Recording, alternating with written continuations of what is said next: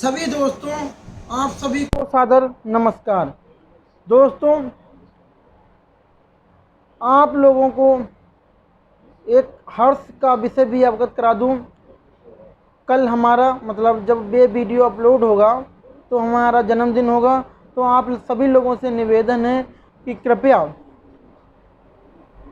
आशीर्वाद स्वरूप मुझे आशीर्वाद जरूर प्रदान करें। धन्यवाद। दोस्तों,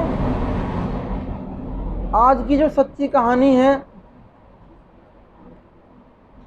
वो एक ऐसी कहानी है जो भाई बहन के रिश्ते को तार तार करती हुई है। दोस्तों, आपसे एक और निवेदन साथ में करना चाहूँगा कि कृपया अगर आप हमारी वीडियो यूट्यूब पे देख रहे हों तो देवेंद्र फिजियो सफ़र के सामने जो ब्लू कलर में सब्सक्राइब लिखा हुआ तो प्लीज़ सब्सक्राइब करिए।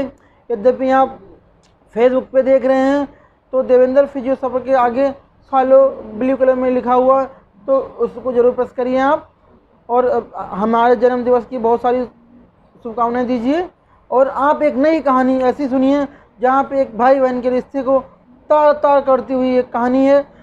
वो कहानी है उत्तर प्रदेश का एक जनपद है प्रतापगढ़। वो कहानी प्रतापगढ़ की है। कहानी पब्लिक में जब उस दिन आती है, एक लड़की होती है, वो घर में अकेली होती है और उसका भाई होता है। पिता और उसकी माँ कहीं बाहर गए हुए होते हैं। जो उसका भाई होता है वो घर में आता है और बहन को बुरी नीयत से दबोच लेता है, मतलब बलात्कार करने की कोशिश करता है। बहन चिल्लाना और चीखना शुरू कर देती है। पास की लोग आते हैं तो कहते हैं तुम्हारे पिता कहाँ हैं, माँ कहाँ है, तो वो कहीं बाहर गए हुए तो बोले सपना आ गया होगा, कुछ भी आया होगा। लोग ऐसे सोचते हैं पर वो चुप नहीं रहती और चिल्लाती रहती है। वो कहती है प्लीज़, पास में हमारी बड़ी बहन रहती है, आप लोग मुझे वहाँ छुड़वा दीजिए। नमस्कार। दोस्तों, कहानी शुरू होती है 2012 में। प्रतापगढ़ की एक कॉलोनी जिसे लेखपाल कॉलोनी के नाम से जाना जाता है, वहाँ पे दो दंपत्ति और उसकी माँ और दो लड़कियाँ, एक 6 साल की एक 6 साल से थोड़ी ज़्यादा की रहते हैं। अकस्मात जो दंपत्ति होते हैं उनका एक्सीडेंट हो जाता है और दोनों की मृत्यु हो जाती है। तो जो उन दंपत्ति की माँ होती है वो अपने बच्चों को देखकर बड़ा ही परेशान होती है कि अब कैसे क्या होगा। बड़ा परेशान होती है कैसे शिक्षा दीक्षा होगी, कैसे क्या होगा। तो बड़ी बहन थोड़ी ज़्यादा बड़ी थी, एक छोटी बहन थी। तो पास के ही जेल चौकी कॉलोनी है प्रतापगढ़ में, तो वहाँ की अख्तरी बेगम उन अम्मा के पास आती है और कहती है माँ, यद्यपि आपको कुछ दिक्कत ना हो तो आपकी छोटी बेटी को मैं अपने पास रख लूँ, उसका पालन पोषण करूँ। और मेरा एक बेटा है, मुझे एक बेटी की ज़रूरत है। बहुत कोशिश करने के बाद भी हमारी कोई संतान नहीं हुई है।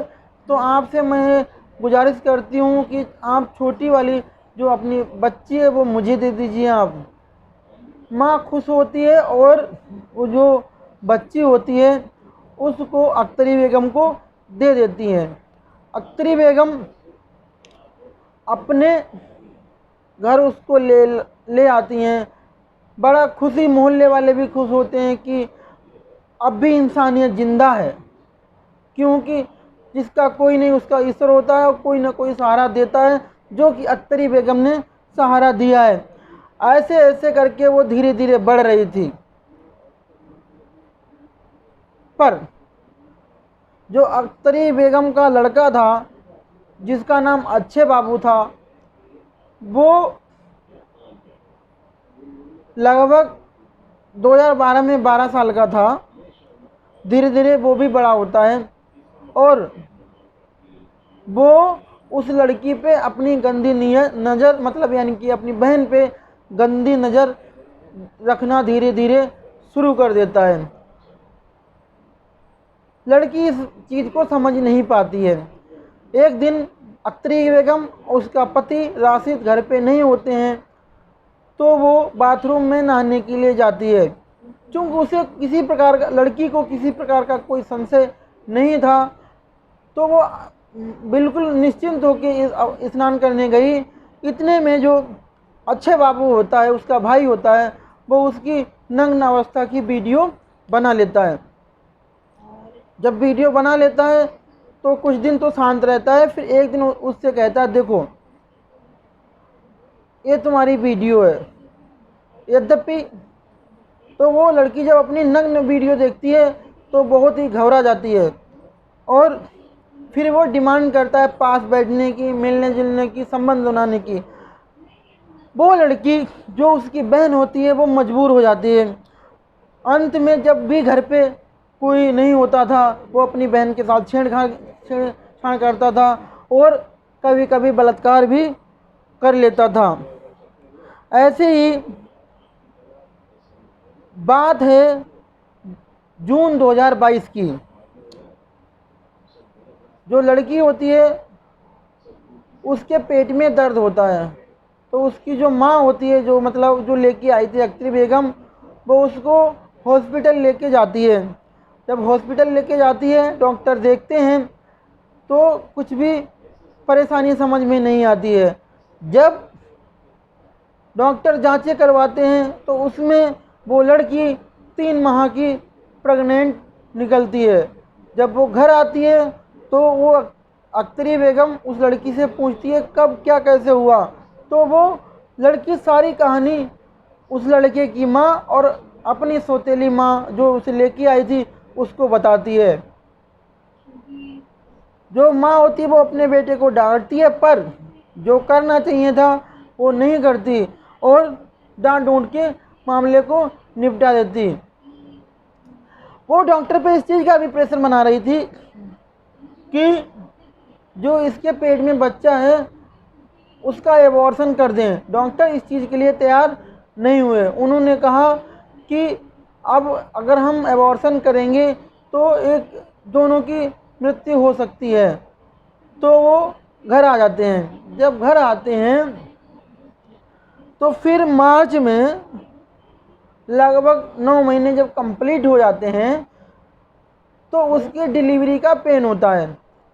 उसकी माँ और उसका पिता पास के ही विक्रम चौराहा है, वहाँ पे एक प्राइवेट नर्सिंग होम है, वहाँ पे लेके जाते हैं और डॉक्टर से कहते हैं कि डॉक्टर साहब जो इस बच्ची की डिलीवरी है वो आप कृपया नॉर्मल करवा दीजिए और लड़की को जहर का इंजेक्शन जो भी बच्चा हो उसको जहर का इंजेक्शन दे के आप मार दीजिए।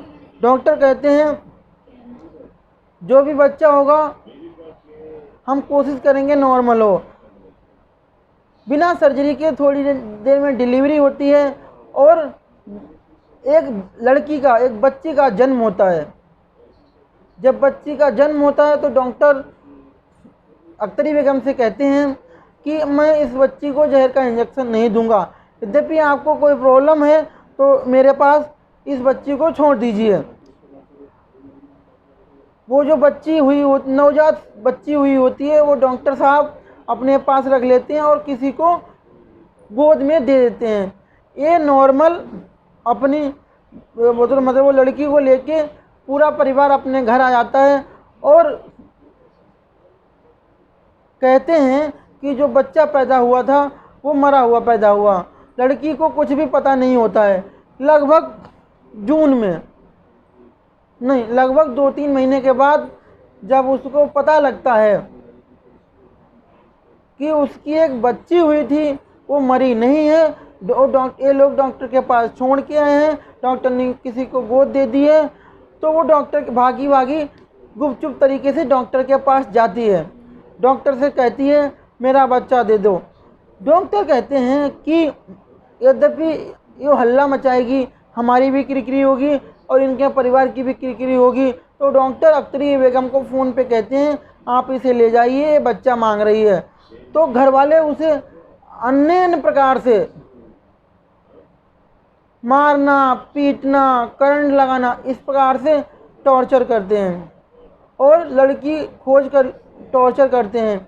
इतने में होता क्या है कि एक दिन लगभग 3 जून 2022 को जब अख्तरी बेगम और राशिद घर पे नहीं होते हैं, तो वो उसका बेटा भी, वो मतलब अच्छे बाबू भी घर पे नहीं होता है, वो कहीं भी बाहर गया हुआ होता है, तो वो घर पे आता है। जब उस लड़की को अकेला देखता है, वो उसे दबोच लेता है और बलात्कार की नियत से उसे दबोचता है। इतने में वो चिल्लाना शुरू कर देती है और इतना चिल्लाती है जब तक कि पूरा मोहल्ला घर में इकट्ठा नहीं हो जाता है। जब पूरा मोहल्ला घर में इकट्ठा हो जाता है तो फिर मोहल्ले के लोग कहते हैं मुझे लग रहा है सोते सोते चौंक गई होगी, क्योंकि अभी उसकी उम्र मात्र 16 वर्ष थी। चौंक गई होगी, लोग ऐसे ऐसे अन्य प्रकार के कमेंट कर रहे थे, पर वो तब भी चीखना बंद नहीं करती है। वो बाद में वो यही कहती है कि कृपया पास में मेरी बहन रहती है, आप उसे बुला दीजिए या मुझे उसके घर छुड़वा दीजिए। लोग उसको उसकी बहन से मिलवाते हैं, तो वो अपनी बड़ी बहन को सारा हाल बताती है और बड़ी बहन जब वो कहानी सुनती है तो उसका रो रो के भी बुरा हाल हो जाता है। और फिर नज़दीकी पुलिस स्टेशन में जाते हैं और दोनों बहनें उस परिवार की पूरी जो प्रताड़ना हुई, जो उसके साथ बलात्कार हुआ, वो सब कुछ जो डॉक्टर ने किया, वो सारी कहानी पुलिस स्टेशन में बताई जाती है। जब मामला हाईलाइट होता है, जो वहाँ के एसएसपी थे वो चाह रहे थे कि ये मामला मीडिया में ना आए, इसलिए ना आए क्योंकि लड़की को मानसिक रूप से प्रताड़ना होगी, लेकिन धीरे धीरे वो जब पुलिस कार्रवाई करती है तो वो आ जाता है। और पुलिस इस मामले में 9 लोगों को गिरफ्तार करती है। उसमें डॉक्टर भी होते हैं, उसमें उसकी माँ भी होती है, उसमें उसका पिता भी होता है और वो उसमें उसका भाई भी होता है। पुलिस जब इनको गिरफ्तार कर लेती है तो लड़की क्योंकि बहुत सारी मानसिक प्रताड़ना झेल चुकी थी, करंट भी झेल चुकी थी, तो पुलिस का यह निर्णय हुआ कि इसको काउंसलिंग भी कराई जाए, इसको नई ज़िंदगी दिलाने की कोशिश करी जाए, जो कि किया जा रहा है। और भगवान करे उस लड़की को ईश्वर स्वस्थ कर दे, उस मानसिक प्रताड़ना जो उसने झेली है उसको भुला दे। दोस्तों, इस कहानी सुनाने का मतलब आपकी भावनाओं के साथ खिलवाड़ करना नहीं, सिर्फ आपको जागरूक करना है। और सभी लोगों से निवेदन भी है कि इस कलयुग में कोई कभी भी किसी भी रिश्ते पे भरोसा कभी नहीं कर सकता और ना ही किया जाना चाहिए। दोस्तों, आप लोगों से निवेदन है, कुछ गलती हो तो क्षमा करिए और हमारी वीडियो को ज़्यादा से ज़्यादा तक लोगों तक पहुंचाएं, शेयर करें, लाइक करें, कमेंट करें और हाँ, मुझे जन्मदिवस की शुभकामनाएं दें। धन्यवाद। जय श्री राम।